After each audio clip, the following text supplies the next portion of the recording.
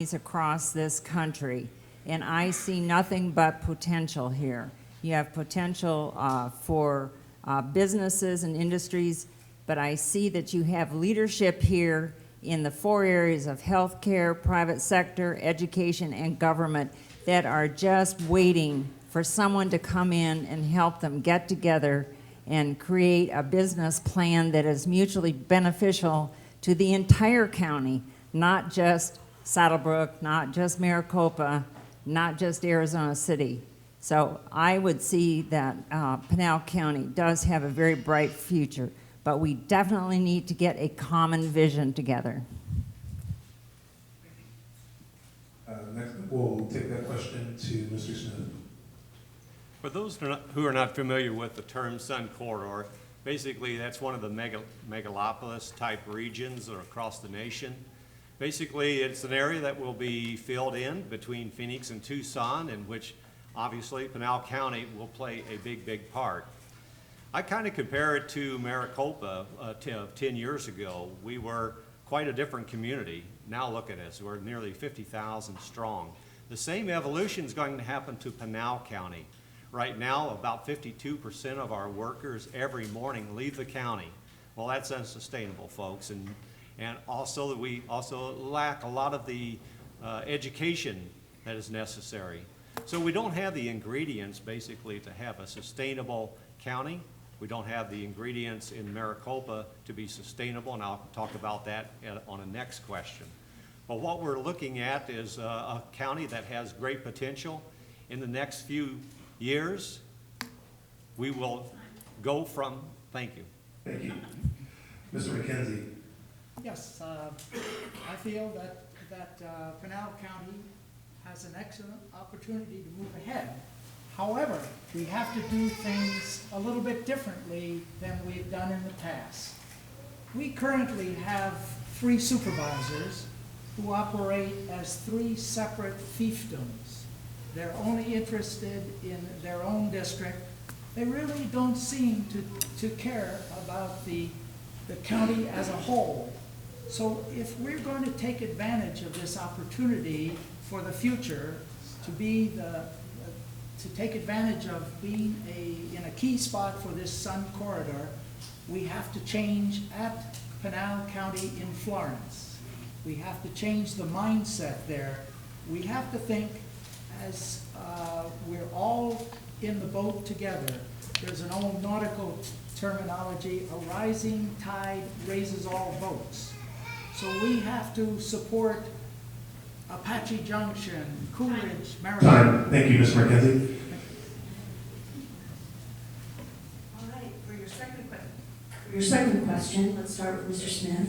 How should raises for county employees be structured, and under what conditions should they be given? Oh, excellent question. You know, just recently there was a move to increase the county employees' salary by 2%.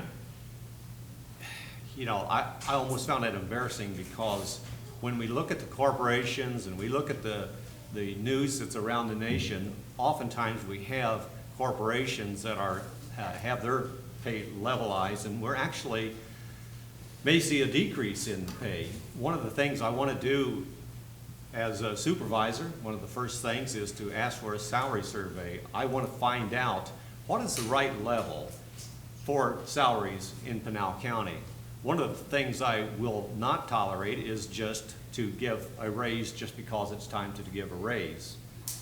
I am interested in merit increases, and that's what we've done in Maricopa. We've offered and given merit when the time has come, and that's, I think, more appropriate. Thank you. Mr. MacKenzie, the question, please?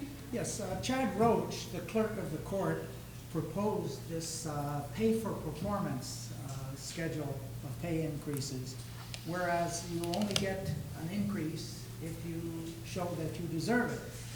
I think with proper monitoring to prevent abuses, that this could work. I heard that the number of people in Pinal County operations based in Florence making over $100,000 is somewhere near 100 people. So the pay is pretty good right now.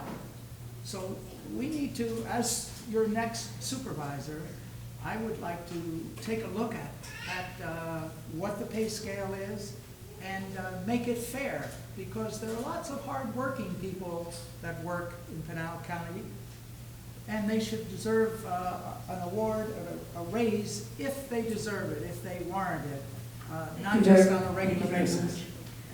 Mrs. Discher, the question to you. No, I'm fine. I talked with Fritz Bering, the county manager, a bit ago, and we were talking about, of course, streamlining. Everybody uses that word right now. I've worked for Dade County and a few other counties, and my first thing is that when I would go in, and my last one was 2,000 employees who were direct reports, of which, as a county supervisor, you're not the direct report, and that's why I was talking to Fritz Bering, who is their direct report.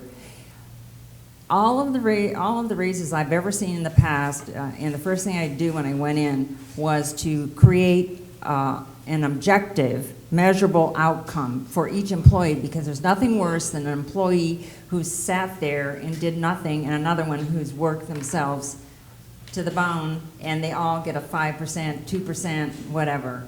And so I would do that and work with Fritz on that. Thank you. We're going to move to a question submitted by a Maricopa resident, Shirley Ann Hartman. She poses this question, and Mr. MacKenzie, we'll start with you. What is your understanding and opinion of the Auction Indian community purchasing deeded or fee land and applying for sovereign nation status to the Department of the Interior? That land does encompass about 1,000 acres surrounding the city of Maricopa. Well, I'm impressed with the auction community as far as their business acumen. I think we need to take a look at what they're doing, because they're generating new business and new jobs. So they obviously have some smart people in the Indian community, and we have to be just as smart, because we're all in this together. We're all competing for jobs and business. As far as the technical, legal answer to that, I'm really not prepared to respond, but I just would like to say that the Indian community has shown that they know how to do business, and I'm not sure that Maricopa has. We'll take that question to Mr. Smith next. Do you want me to repeat that? No, I'm good with it. This is an issue that I worked a little over a year ago for the first time. Feed a Trust basically is taking the property that they own, and there's 3 properties in the Maricopa area, and transferring it over to basically entitle it to be part of the reservation. One of the concerns, or 3 of the concerns I had when I met with the Auction Indian community over a year ago, is infrastructure not being isolated. I know that there are people who have homes that are concerned about being isolated. Of course, on White and Parker Road and the 238, those both pass through the Indian communities, and we must be able to have adequate right-of-way if we're going to expand this area. And then finally, tax revenue. We can't be giving away properties in order to lose our tax revenue. I don't want Maricopa to be isolated, and I think that working with our auction neighbors is the right thing to do. Thank you. Same question to Ms. Discher. Whenever you come to a sovereign issue or any other issue, even when I was working with the county and working with incorporations and whatever, you have the same legal issues, and it's not one person that decides this. And I always relied on the input from the citizens and the input from my legal community. Because it does take a lot of communication, a lot of legal decisions in terms of infrastructure, where the taxes go, what does sovereign, quote, mean anymore, even in this country. I mean, are we a sovereign nation? But I always rely on my experts, and I would do that with the state, the county, the local community, and with my other county supervisors. Did I get in under my time? Okay, thank you. For our third question, let's start with Mr. Smith. And here's the fun one. Do you believe the sheriff's office has the appropriate level of funding? Well, one of any government's prime responsibility is to provide for public safety, whether you're a mayor and council of a municipality, or you're a county government, or a state or federal. So public safety is pretty much the number one. So you have to have an adequate amount of funding.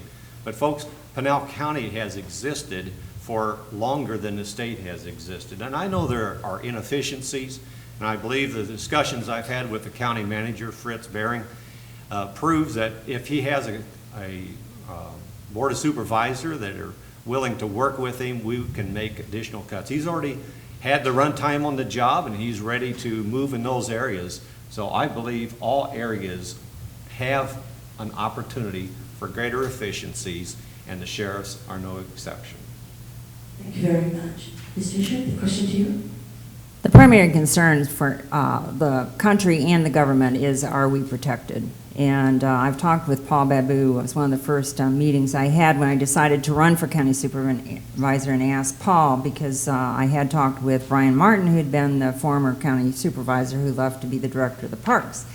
And Paul is way over his budget. And one of the problems is that somebody negotiated that contract prior to Paul even being in office. And as part of county supervisor's responsibility is to not forget that they're responsible for that legal contracting, and not give it to a manager, a contract manager that may be out of his sphere, because the tail was way too long on that contract. And I'm sorry, but our financial situations go up and down, and you have to make sure those contracts are appropriately crafted to take into those considerations. So is it properly? Paul would argue right now that he's still fighting for all that overtime. So Thank you very much. And now to you, Mr. MacKenzie, and speak a little closer to the microphone, so we make sure that you're on. Thank you.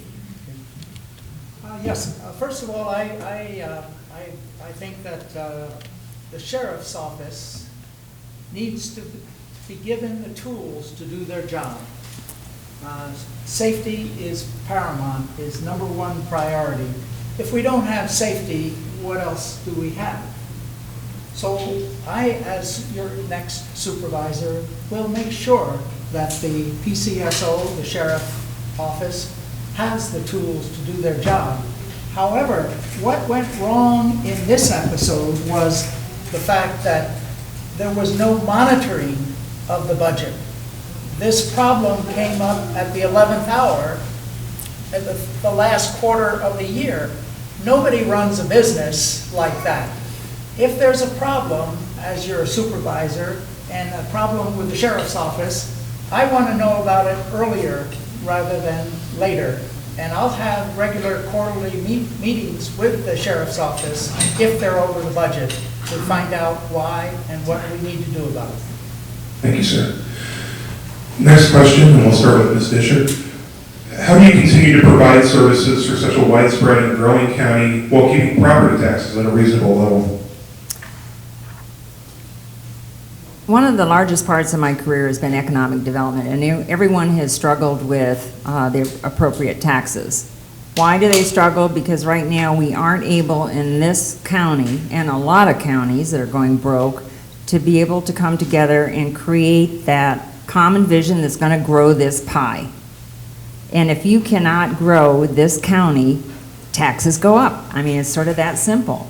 And so you have to have someone who has a background with proven relationships in a structure, in an environment that's going to create that environment, that friendly government environment. Too big, you need to slim it down.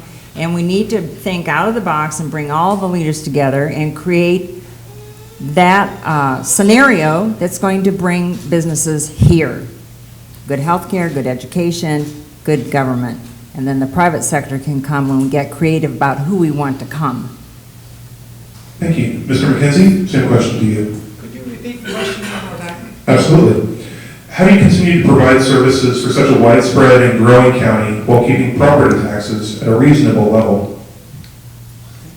Well, one of the first things that I will do as supervisor for District 4 is to closely inspect the general fund. Right now, it's $190 million. It will go down next year to $184 million approximately. I think that's too much. I don't think we need to spend that much. So what I will do is take a careful look at the general fund, line item by line item, and see if we really need to spend that money on that item. If we don't, then we can eliminate it. If we do, we'll continue. I think that would be the first procedure, to inspect the general fund. Our general fund, our total fund has increased so much over the years that I think we could reduce it without cutting critical services. Thank you, sir. Mr. Smith? It's all about doing more with less. In Maricopa, I believe I have a great track record as your CEO and mayor during the from 2008 to 2012 of being able to put that into practice, and a great track record. I believe that will do well as you elect me for your Pinal County Supervisor. The areas I've gone in the county in order to talk with people is that, yes, they are feeling like economic development is stifled because the tax rate is too high. Just in the last budget, it went from 3.99 down to 3.79. Well, that sounds good, but we're still the second highest tax rate in the state for counties. So we have to do more. We have to be able to lower the tax rate in order to stimulate economic development and increase services. And that's exactly the track record that I've had as your former mayor. Thank you. Thank you very much. Let's start with Ms. MacKenzie on the next question. How do you ensure responsible development for the future of Pinal County? Well, I think we have to look at our recent past and the recent past of Maricopa. Rooftops alone are not the answer. You know firsthand that Maricopa grew exponentially when the housing boom was in place. And then when it stopped, it fell off the cliff.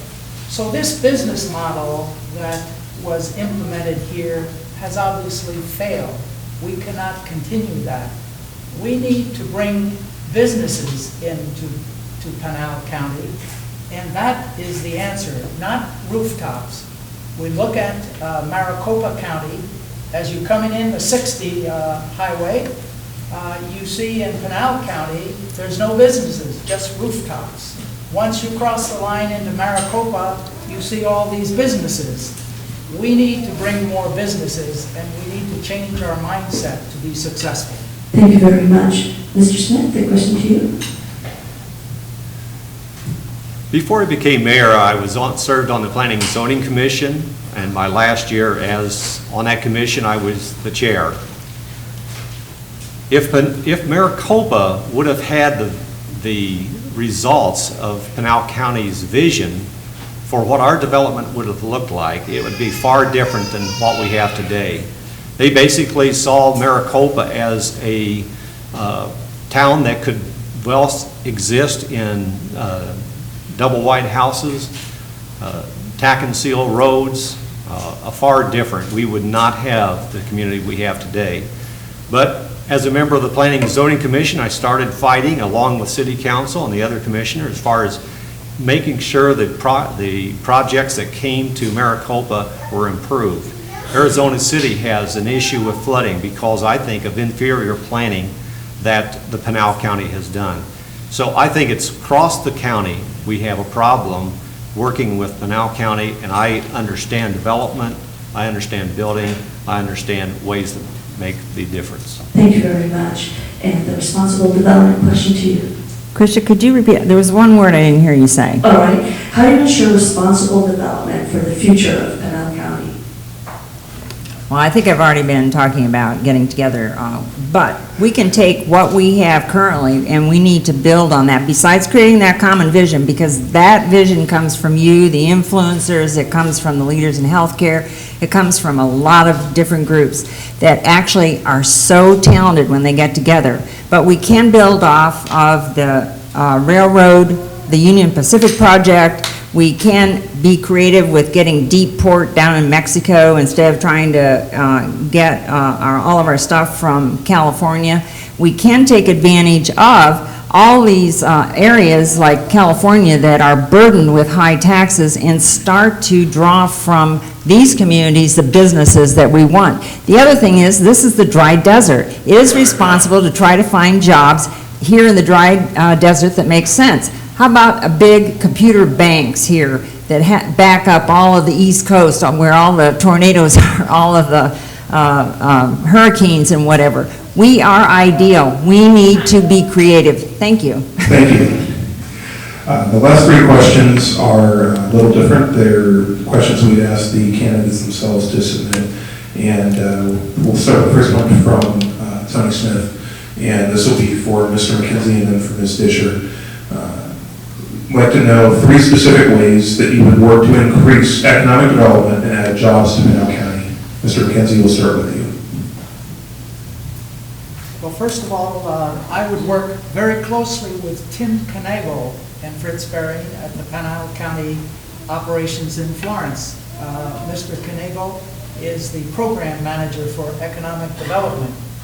Currently, he is the only person in the economic development department in Pinal County. Many cities have 3 or 4. But I will work with Mr. Knagle and also all of the 9 cities within Pinal County and their economic development managers. Right now, they don't work together. Under my administration at the Board of Supervisors, we'll get together once a month with all the communities and Pinal County, and we'll talk about economic development. I retired as National Sales Manager for Panasonic, and as such, I'm uniquely qualified to go out to companies like I did my entire career all over the United States to bring them here to Pinal County. Thank you, sir. Ms. Discher, same question to you. Only 3, huh? Yes, ma'am. Okay. There are economic development folks already here. You have a nice department here, MEDA, I think it's called. You have Arizona City that has their own little economics all done by volunteers. And then you have the county group in Florence. So our job is to get all these groups together and make sure we're all on the same page. You're laughing. And then the other thing is to work with the new 5 supervisors. There has got to be some commonality in terms of us getting our act together, okay, to create a good county for you. The third way is we have to be accessible to you, which means I've got to have an office here. I've got to be creative with Skype. You can call me. You can text me. You can email me. And I've got to work with you. So. Thank you. We'll move next to a question from Mr. MacKenzie. This will be for Ms. Discher and then for Mr. Smith. One candidate for Pinal County Board of Supervisors, John Acton, is running in one of the districts covering the area of Santan Valley. He's promoting a 20% reduction in property taxes. Do you agree with this proposal? And if not, what is your position on lowering property taxes? Mr. Smith, we'll start with you. Is that me? I'm sorry, Mr. Smith, we'll start with you. Okay. 20%, I think, is a number that was thrown out there, and I think it can be even more. I mean, 20% still doesn't get us down probably from being the 2nd highest to maybe the 3rd highest. So we have to really continue to work to improve the efficiencies of the government. I think being able to work with the various department heads when you do your budget. We are used to doing zero baseline budget in the city of Maricopa. We put together 4 balanced budgets and deliver them to the community. We have less taxes are paid out of pocket for citizens of Maricopa than what they were in 2008. And I believe we can continue, again, doing more with less. Thank you, sir. Ms. Discher? Anyone who throws out a number prior to being in that position, I don't believe them ever. I can tell you, when I come into any job, my main mission is to drive down costs, whether I'm running a hospital, whether I'm doing economic development and working with the, the various government entities or whatever. It is our responsibility to drive everything down as much as we can. But we cannot drive it down if we don't do something on the industrial commercial side. I mean, that's just a fact. But I will work very hard to do both. I'll work on the inside to drive it down, and I will work with everyone I can on the outside to see that Pinal County is put on the map in a bigger way. Thank you. The last question we have is for Mr. Smith and Mr. MacKenzie. Mr. MacKenzie, we'll start with you. How do you see Facebook, Twitter, and other social media efforts as changing the way political campaigns are conducted? Well, they're a fact of life, and I think we all have to take a look at them to utilize any resource that will get our message out. Everybody has a different style. My basic style is one-on-one with the average citizen, because I believe that what has been missing up to this point is the fact that the supervisors in Pinal County haven't been out dialoguing with the citizens, whether it's electronically or in person. When was the last time David Snyder has been here to talk to you? Probably quite a while. So I think my answer is, it is less important how you communicate, whether electronically or in person. The important thing is that supervisors, with their responsibility, actually communicate with the citizens. Thank you, sir. Mr. Smith? Face-to-face is certainly the best communication. That's the type of communication I did during my profession in project management. Had a lot of successful projects by really just getting with the various people and understanding their needs and their interests. I have migrated in each one of the campaigns, the successful campaigns, the two I had as your mayor, and now this one, I've been able to, again, stretch myself in the technology. If you look at my website, I'm taking advantage of Facebook and Twitter. Maricopa has a very young population, average age of 29, 30 years old. So in order to connect and being able to communicate with that age group is very important to me. Also, I've spent a lot of time down in the Saddlebrook neighborhood near Tucson because I believe that face-to-face is more important to them. I'm flexible, I push myself into technology, and I think there are great ways to communicate. Thank you, sir. We're going to go into our closing speeches. Did you want me to answer it or not? No, but we are going to start with you, Ms. I was just Discher. going to say thank you to my granddaughter, because she introduced me to all of it. Okay. Ms. Discher, we're going to start with you for 3 minutes of closing and invite you to the podium to do that. Smith? You? Discher or Smith? Yes, for the closing speech. You. Okay, I couldn't get it to work. Okay.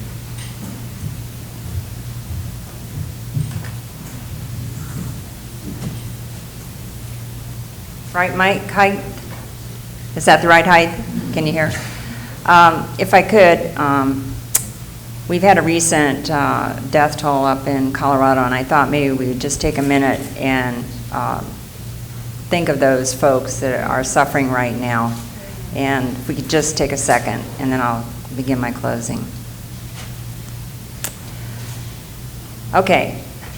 I handed out some little cards. I'm in the newspaper today, and this is your first time to see me. I'm a mom, I'm a grandma, I'm a wife, I'm a businesswoman, I'm a nurse. I have a master's in management of public and private resources. I have a huge background in economic development.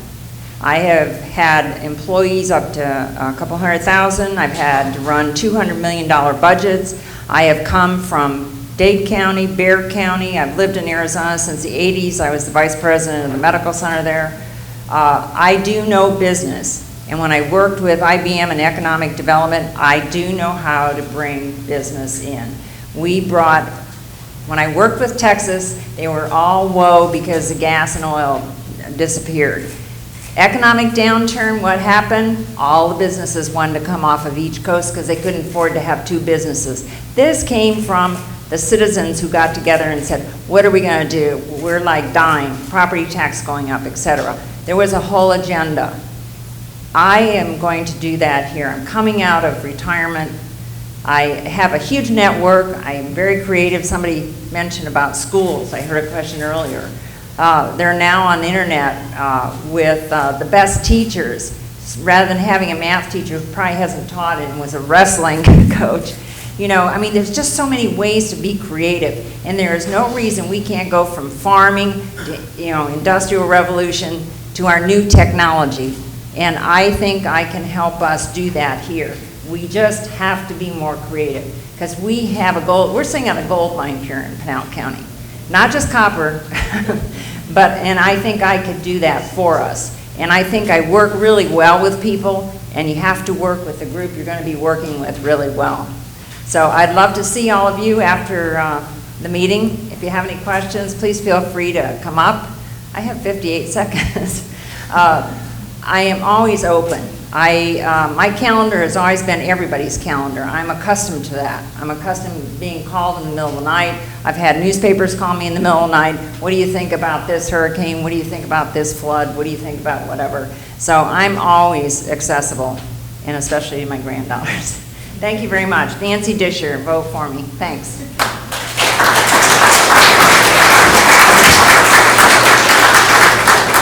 Mr. Smith.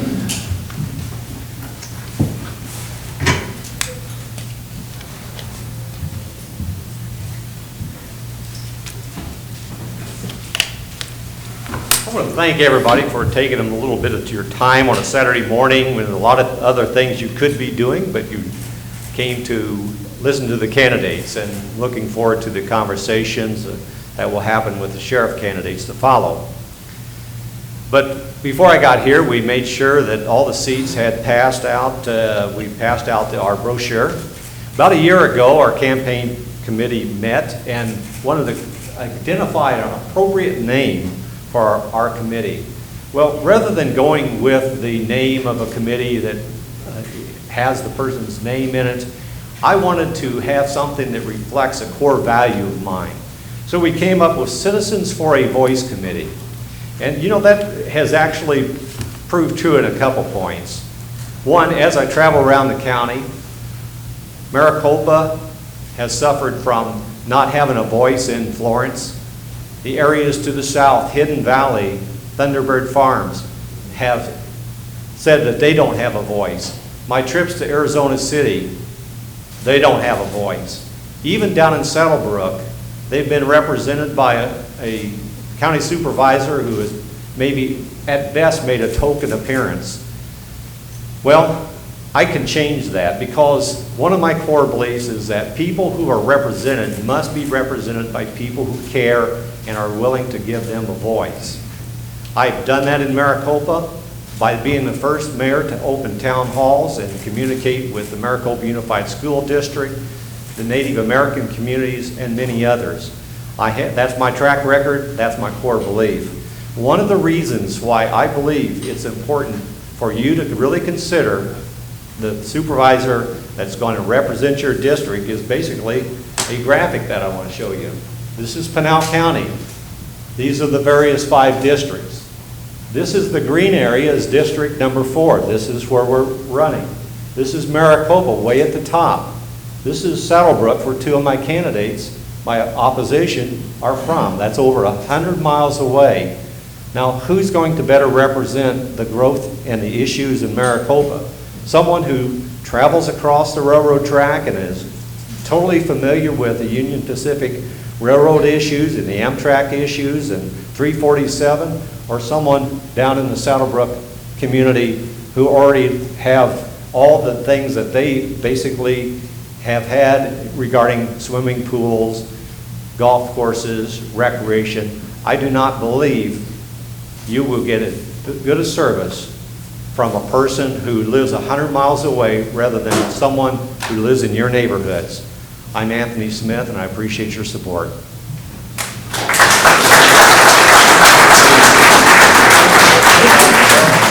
Mr. MacKenzie.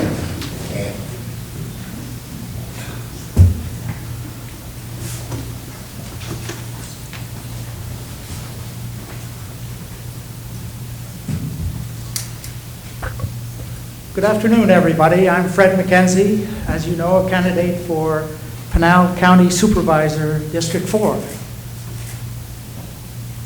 I'd like to see a raising of hands of all people who feel Pinal County is a well-managed county. Could you please raise your hands if you agree that Pinal County is a well-managed county? Having seen none, I'm assuming that your conclusion is that we have work to do. And I think we do, and I'm willing to step up and do that work, along with 4 other colleagues that I hope to work with January 1st, 2013.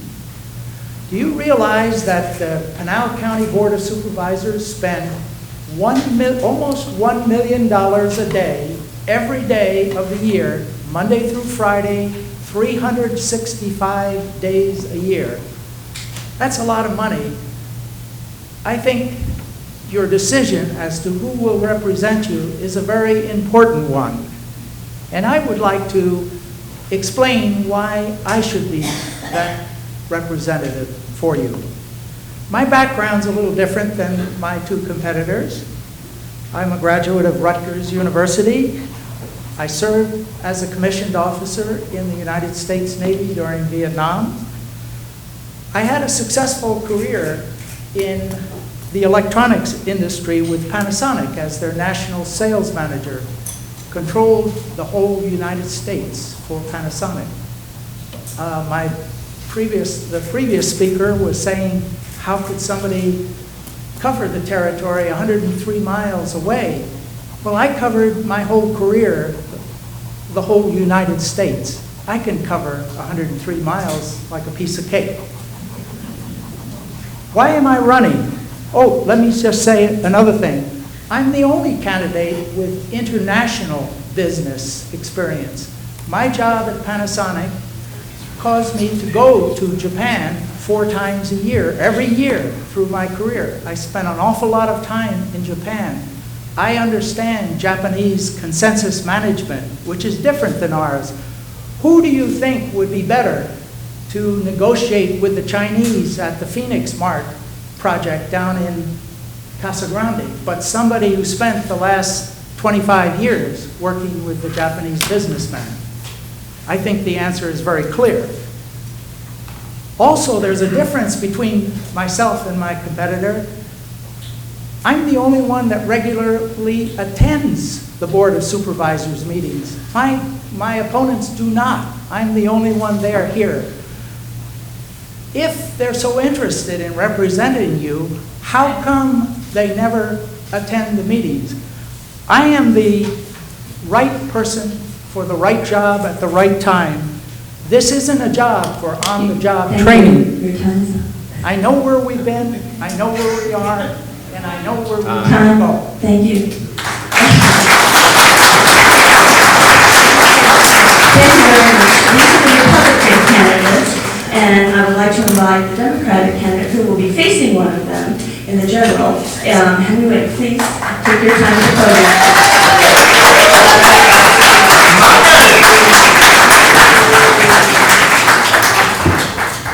Thank you very much, Maricopa. I appreciate that so much. And thank you in Maricopa and Maricopa Monitor for allowing us this opportunity to speak before the community today. And thank you, Nancy, very much for finally remembering what happened yesterday and taking the time to do that. I have a son that lives in Colorado, and I was on pins and needles until I spoke to him yesterday morning because I didn't know where he was. So that was very important.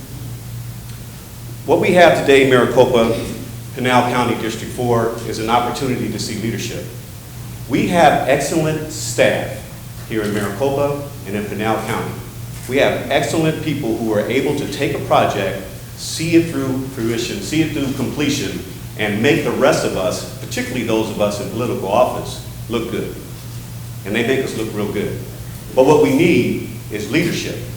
We need the ability to be able to motivate that staff and to motivate the community to believe in that vision. And if we don't have that kind of leadership, what we have is people going after the same things over and over again.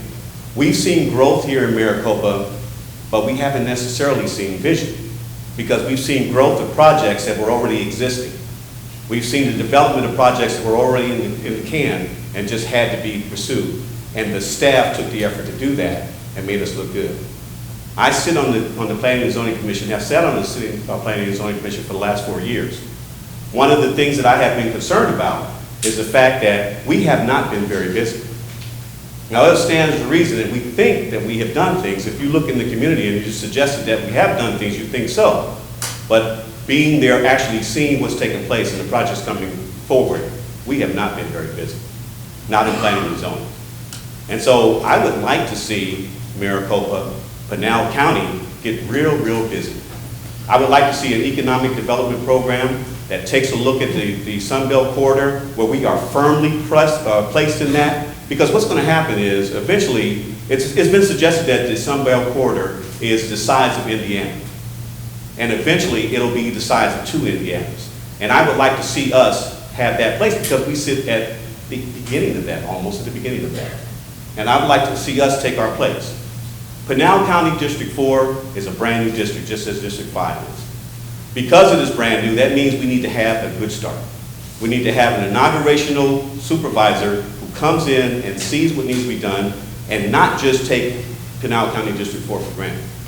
And we need to have someone who's able to build a consensus to have respect be levied on this community.